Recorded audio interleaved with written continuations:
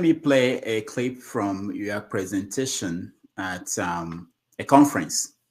You were talking about Igbo Sex.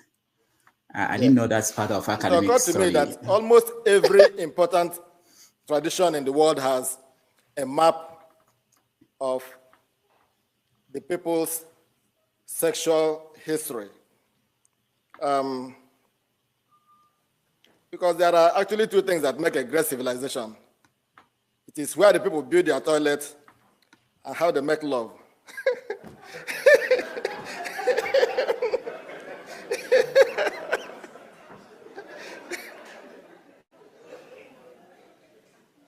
So, my Igbo people have no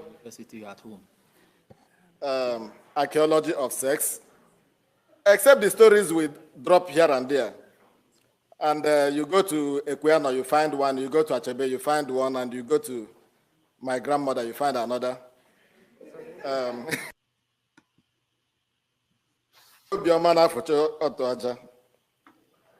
kind-hearted man blows out sand from the vagina.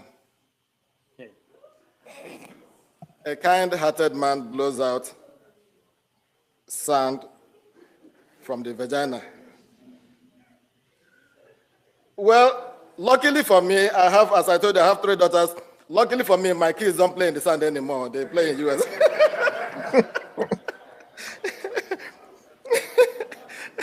But I played in the sand, so it was easy to know how that happens. All right, Professor Obiwu doing his research. Let me get. There's something very important here. Oheto, you know Oheto, the yes, writer. Yes.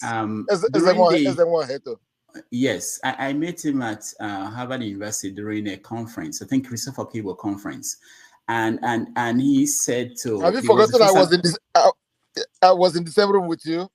I know you were. I know you were there. Yeah, I know you were there. So there was something that interesting that happened there. He met Chimamanda for the first time, and he said something. I don't know if you remember.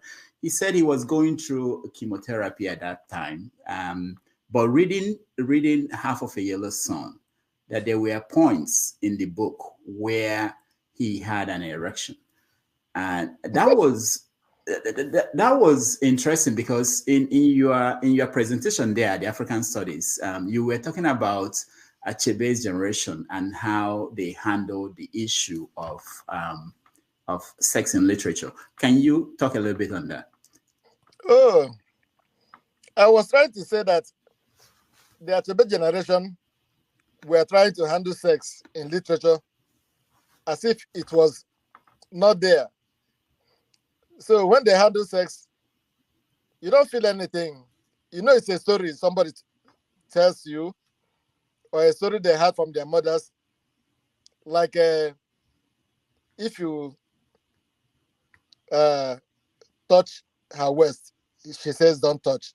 If you touch her hand, she says don't touch. If you touch her back or whatever, she says don't touch. When you touch her waist bead and all that, now you don't feel anything from that. But when you read sex in Chimamanda, you feel it. That was what Ezenwa Heto was talking about. You feel it, you see it, you know it is going to happen, and you don't hold yourself back from it.